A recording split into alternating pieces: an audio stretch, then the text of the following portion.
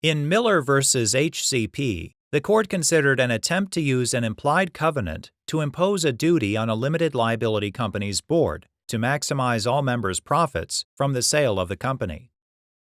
Christopher Miller founded Trumpet Search, LLC, a company that provided clinical services to children with developmental disabilities.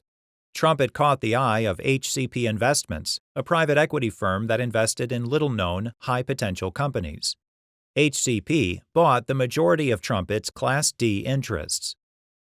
2 years later, Trumpet executed a new operating agreement that created new Class E membership interests.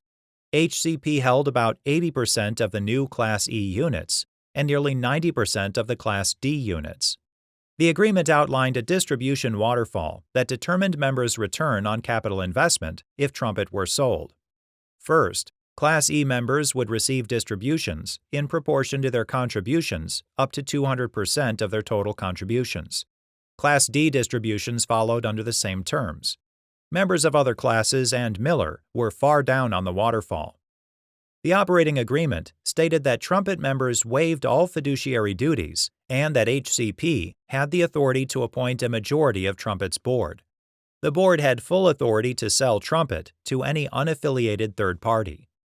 7 months later, the HCP board members announced that they'd privately arranged to sell Trumpet for $31 million.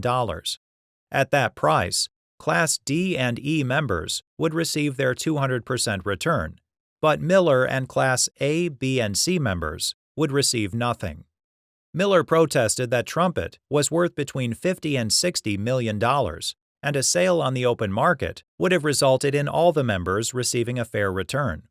The prospective buyer increased its offer to $43 million, but this still left Miller and Class A, B, and C members with little return on their investments.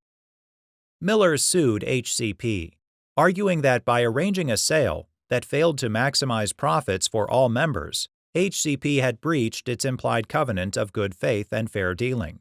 He argued that the operating agreement gave the board a perverse incentive to make a quick sale, so Class D and E members could get their full payout without concern for those downstream on the waterfall.